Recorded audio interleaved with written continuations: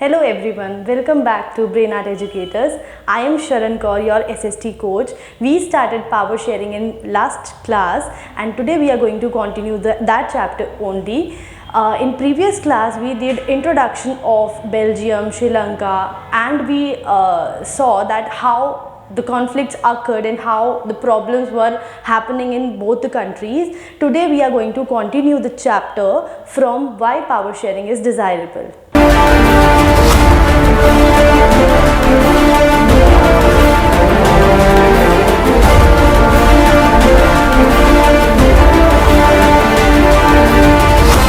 Today's topic is why power sharing is desirable. The question itself explains you and asks you कि power sharing desirable क्यों है, मतलब हमें power sharing क्यों choose करनी चाहिए over any other form. क्योंकि पावर शेयरिंग का मतलब हमने लास्ट क्लास में समझा था कि पावर को डिवाइड करना among different organs of the government, among different levels of the government. तो इसमें क्या है, दो रीजंस हैं जो ये जस्टिफाई करते हैं कि पावर शेयरिंग डिजायरेबल क्यों है. पहला रीज़न है prudential reason and the second one is moral reason. सबसे पहले हम ये समझेंगे कि प्रूडेंशियल रीज़न और मॉरल रीज़न में दोनों में डिफरेंस क्या है. The very simple difference between these two is prudential reason is based on calculus outcomes. मतलब कि ये कैलकुलेशन बेस्ड रीज़न है कि क्यों ऐसा नहीं होना चाहिए और पावर शेयरिंग अगर नहीं होगा तो उसके क्या आउटकम्स होंगे. वेयर एज जो मॉरल रीज़न है वो सिंपली वैल्यूज़ पे एम्फसाइज करता है कि क्यों अगर ऐसा होगा तो उसका क्या क्या रीज़न होगा. इसको बेटर समझने के लिए इसका एक्सप्लेनेशन देखते हैं. प्रूडेंशियल रीज़न का क्या मतलब है. प्रूडेंशियल रीज़न किस पे एम्फसाइज करता है, power sharing will bring out better outcomes. मतलब कि अगर पावर शेयरिंग होगी तो आउटकम्स बेटर निकल के आएंगे. कैसे बेटर निकल के आएंगे, because it helps to reduce the possibility of conflict. हमने बेल्जियम और श्रीलंका दोनों केसेस में देखा कि मेजॉरिटी कम्युनिटी है माइनॉरिटी पे डोमिनेट कर रही है, जिसकी वजह से जो माइनॉरिटी कम्युनिटी है वो अपनी इंडिपेंडेंस को एग्जर्ट नहीं कर पा रहे और उनको कोई भी अपॉर्चुनिटीज़ जो हैं वो इक्वल नहीं मिल पा रही हैं. लेकिन अगर हम बात करें मॉरल रीज़न की, वो उसमें डेमोक्रेसी पे एम्फसाइज किया जाता है. जैसे कि moral reason says power sharing is the very spirit of democracy. And children mind and keep this in your mind. आपको ये चीज़, ये लाइन मेंशन करनी बहुत ज़रूरी है जो मैंने दोनों साइड कोट करी है. Power sharing is the very spirit of democracy, यानी ये डेमोक्रेसी में होना बहुत इंपॉर्टेंट है पावर शेयरिंग. उसका रीज़न क्या है, democracy, in democracy people have the right to be consulted on how they are to be governed. आपको पता है कि डेमोक्रेसी की डेफिनेशन क्या होती है, पीपल्स गवर्नमेंट. यानी कि आप जिसको इलेक्ट कर रहे हो अपने रिप्रेजेंटेटिव्स को, representatives are further answerable to you, they have to respond to your answers. तो अगर पावर शेयरिंग नहीं होगी तो वो डेमोक्रेसी स्मूथ नहीं होगी. तो इसीलिए डेमोक्रेसी में लोगों के पास राइट है कि वो कंसल्ट कर सकते हैं, वो पूछ सकते हैं कि कैसे उन्हें गवर्न किया जाए. यानी कि आप, people have the right to ask you as a representative कि उन्हें कैसे गवर्न किया जाए. सो दोनों रीजंस को अगर हम देखें, दोनों, while prudential reason stresses that the power sharing will bring out better outcomes. मतलब कि ये वाला जो रीज़न है वो ये स्ट्रेस करता है कि पावर शेयरिंग अगर होगी तो बेटर आउटकम्स निकल के आएंगे, रिजल्ट्स अच्छे निकल के आएंगे. और मॉरल रीज़न ये एम्फसाइज करता है कि it is the power sharing is the very act as it is very valuable. मतलब कि ये वैल्यू बेस्ड पे एम्फसाइज करता है. Again this emphasise on value and this emphasizes that it will bring out better outcomes. One thing more, this question will come in 3 marks. So आपको ऐसे ही पूरे format में इसको एक्सप्लेन करना है, first reason, second reason and then comparison of both the reasons. So children, today's first topic is elements of Belgian model. हमने previous class में ये देखा था कि बेल्जियम और श्रीलंका में दोनों में क्या क्या प्रॉब्लम्स आई थी. प्रॉब्लम्स जैसे कि मेजॉरिटी कम्युनिटी ने माइनॉरिटी पे डोमिनेट किया था और कैसे कैसे उन्होंने सरवाइव किया. अपॉर्चुनिटीज़ में बहुत डिस्क्रिमिनेशन होने लगा था. तो अब बेल्जियन गवर्नमेंट ने ये डिसाइड किया, बेल्जियन पीपल ने ये डिसाइड किया क्यों ना एक एलिमेंट बना लिया जाए जिसको उन्होंने नाम दे दिया एलिमेंट्स ऑफ बेल्जियन मॉडल. अब इसमें उन्होंने कुछ रूल्स बना दिए थे और इन्होंने इस तरीके की पावर शेयरिंग कर दी थी जिससे कि इसके बाद से बहुत स्मूथ हो गया था, यानी कि जो कॉन्फ्लिक्ट्स थे वो बहुत ज़्यादा रिड्यूस हो गए थे। The first point is, the first thing they did was number of Dutch speaking ministers should be equal to French speaking ministers. मतलब कि जो जितने भी मिनिस्टर्स डच कम्युनिटी से बिलोंग कर रहे हैं वो इक्वल होंगे जितने भी फ्रेंच स्पीकिंग मिनिस्टर्स हैं। यानी कि पहला डिस्क्रिमिनेशन ही इन्होंने ख़त्म कर दिया कि जितने भी मिनिस्टर्स डच कम्युनिटी से होंगे उतने ही मिनिस्टर्स फ्रेंच कम्युनिटी से होंगे। Second thing, no single community can make decision unilaterally, यानी कि इन्होंने ये भी रूल बना दिया कि कोई भी कम्युनिटी, चाहे वो डच हो चाहे वो फ्रेंच हो, इनमें से कोई भी कम्युनिटी अपने बेसिस पे अकेले ही कोई भी डिसीजन नहीं बना सकती। इन लोगों को आपस में प्रॉपर डिस्कशन करना पड़ेगा, बैठ के प्रॉपर डिबेट करना पड़ेगा, then only they can take decision. Third point, the state government is not subordinate to central government. Simple अगर आपको टर्म्स में बताऊं तो सबसे ऊपर हमारे पास होती है सेंट्रल गवर्नमेंट और उसके नीचे वी हैव स्टेट गवर्नमेंट। तो सेंट्रल और always what happens is central government state government is subordinate to central government, यानी कि सेंट्रल गवर्नमेंट कुछ रूल्स एंड रेगुलेशंस बनाती है जो कि स्टेट गवर्नमेंट को अपने पास अप्लाई करने पड़ते हैं और आगे उनको इम्पोज करना पड़ता है। लेकिन इनके केस में, बेल्जियम के केस में, the state government was not subordinate to central government, यानी central government was individual, similarly the state government was individual. Third, Brussels has a separate government in which both the communities have equal representations. Brussels मैंने आपको बताया था क्या थी, वो capital city थी, capital था। इसमें क्या था कि और यहाँ पे और भी ज़्यादा एक्यूट था, यहाँ पे कॉन्फ्लिक्ट्स और भी ज़्यादा थे, तो इसलिए ब्रुसेल्स की एक सेपरेट गवर्नमेंट बना दी कि यानी दोनों कम्युनिटीज़ जो हैं उनके भी इक्वल, जैसे यहाँ पे हमने पढ़ा कि दोनों डच और फ्रेंच कम्युनिटी के मिनिस्टर्स इक्वल थे बेल्जियम में, वैसे ही ब्रुसेल्स में एक अलग गवर्नमेंट बना के उनके भी दोनों मिनिस्टर्स का इक्वल रिप्रेजेंटेशन रख दिया। उधर भी उन्होंने डिस्क्रिमिनेशन बिल्कुल ख़त्म कर दिया। Next last point, apart from central government and state government there is also a community government.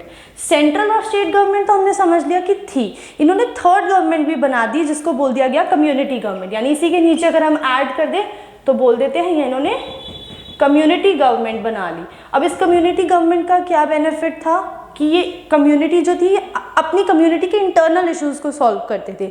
For example मान लो डच कम्युनिटी है, इनकी खुद की अगर गवर्नमेंट होगी तो इनकी कम्युनिटी के इंटरनल अफेयर्स जो होंगे, इनकी कम्युनिटी के अंदर जो इश्यूज होंगे वो इसी को इसके अंदर रिजॉल्व कर सकते हैं। Similarly French people will also be able to do the same, कि उनके अंदर के जो इश्यूज हैं, उनके इंटरनल इश्यूज हैं, उनको सॉल्व कर लेंगे। अगर इनके इंटरनल इश्यूज सॉल्व होंगे तो इनको आपस में as a whole, as a state और एज अ कंट्री कोई भी इशू फेस नहीं करना पड़ेगा। तो ये था Belgian model. So after understanding the concept of elements of Belgian model we understood कि जो बेल्जियन मॉडल था वो कॉम्प्लेक्स तो था लेकिन अकोमोडेटिंग था, यानी कि बेल्जियन मॉडल अडॉप्ट करने के बाद, इतनी कॉम्प्लेक्सिटी के बाद फंक्शनिंग जो है वो बहुत ज़्यादा स्मूथ हो गई थी। यानी इसके बाद से नाउ ऑनवर्ड्स वहाँ पे कॉन्फ्लिक्ट्स नहीं थे, क्योंकि कॉन्फ्लिक्ट्स होने का मेन रीज़न ही इन्होंने अवॉइड कर दिया था। Our next topic is forms of power sharing. Power sharing में हम लोग 4 फॉर्म्स पढ़ेंगे कि पावर शेयरिंग कैसे कैसे हो सकती है या कैसे कैसे होती है। The first form is horizontal power sharing. Horizontal power sharing में पावर जो है वो हॉरिजॉन्टली यानी लाइक दिस, इस तरीके से पावर शेयर होती है। तो इन डिटेल हम अभी समझते हैं कैसे है। Second point is vertical power sharing. Vertical power sharing means the sharing of power in this direction like this, ठीक है। It is also known as levels of power sharing, it is also known as organs of power sharing या organs of government, अभी explain करूंगी मैं। Pressure groups and movement क्या होता है, इसमें जो भी मिनिस्टर्स होते हैं या जो भी लोग होते हैं उनको अगर गवर्नमेंट का कोई भी लॉ या कोई भी बिल उनको पसंद नहीं आता तो they make pressure on the government कि वो अपना बिल वापस लें, और इसीलिए हम इसे बोलते हैं कि ये प्रेशर ग्रुप्स है और वो कोई ना कोई मूवमेंट के थ्रू करते हैं। जैसे कि नर्मदा बचाओ आंदोलन, उसमें क्या था कि जितने भी रिवर नर्मदा के आसपास के लोग थे दे डू नॉट वांटेड कि वहाँ पे डैम बने। अब वो डैम बनने की वजह से उनका सेटलमेंट अवॉइड होता है, सेटलमेंट रिस्ट्रिक्ट होता है, वो अफेक्ट होता है, तो इस वजह से उन्होंने नर्मदा बचाओ आंदोलन शुरू किया था। Similarly among different social groups में क्या होता है, अलग अलग कम्युनिटीज़ होती हैं, जैसे कि रिजर्व्ड कॉन्स्टिट्यूएंसीज फॉर एससीज एंड एसटीज या फिर weaker section of the society. इनमें क्या होता है, इनके लिए एक प्रॉपर रिजर्व कैटेगरी बना दी जाती है ताकि इनको प्रॉपर एडवांटेज मिले सोसाइटी में। The first form of power sharing is horizontal power sharing. Horizontal power sharing को हम ऐसे भी बोलते हैं कि sharing of power among different organs of the government. Organs of the government आपको पहले ही पता होंगे, 3 ऑर्गन्स होते हैं गवर्नमेंट के जो सेम लेवल पे होते हैं। याद रखना ये हमेशा सेम लेवल पे होते हैं, लेकिन इनके पास पावर्स जो है वो डिफरेंट होती है। पहला है legislature, second is executive and third is judiciary. इन तीनों की पावर अपनी अपनी होती है, इन तीनों लेवल सेम है पावर का, लेकिन इनका वर्क डिफरेंट होता है। तीनों ही इंडिपेंडेंट है, इनका आपस में कोई इंटरफेरेंस नहीं है, लेकिन ये तीनों ही एक दूसरे के ऊपर चेक रखते हैं। इसीलिए हम इस फॉर्म ऑफ पावर शेयरिंग को system of checks and balances भी बोलते हैं। ये हमेशा आपको याद रखना है। Vertical power sharing, point number 2 is vertical power sharing. इसमें क्या है, among different levels of the government. पिछले वाले में हमने समझा कि different organs of the government में कैसे पावर शेयर होती है, इसमें डिफरेंट लेवल्स में कैसे पावर शेयर होती है वो समझेंगे। तो आपको मैंने पहले भी बताया था, जो ऑर्गन्स हैं वो हॉरिजॉन्टली होते हैं, इसीलिए उसको हॉरिजॉन्टल पावर शेयरिंग बोलते हैं। ये जो है, इसमें पावर जो है इस डायरेक्शन में डिवाइडेड होती है, इसलिए हम इसको वर्टिकल पावर शेयरिंग बोलते हैं। वर्टिकल पावर शेयरिंग में we have 3 levels usually, central government, state government, local government. आपने पहले भी समझा होगा ये चीज़ कि जो सेंट्रल गवर्नमेंट होती है वो पूरी ओवरऑल कंट्री को रन करती है, स्टेट गवर्नमेंट जो होती है वो किसी भी पर्टिकुलर स्टेट को रन करती है या प्रोविंस को रन करती है, और जो लोकल गवर्नमेंट होती है ये समझने वाला है, ये 2 पार्ट्स में डिवाइडेड होती है। एक हमारे पास होती है लोकल गवर्नमेंट इन विलेजेस, जिसको हम पंचायत बोल देते हैं। एक होती है हमारे पास लोकल गवर्नमेंट इन सिटीज़, जिसको हम म्यूनिसिपैलिटी बोल देते हैं। तो इस तरीके से ये जो लोकल गवर्नमेंट है ये डिवाइडेड है। ये इसको हम फेडरल गवर्नमेंट भी बोलते हैं यूजुअली। इंडिया का जो स्ट्रक्चर है वो 3 टियर स्ट्रक्चर है, यानी इंडिया में 3 टियर्स ही है, central government, state government and local government, और पावर जो है वो इसी तरीके से डिवाइडेड है। Third form of power sharing is among different social groups.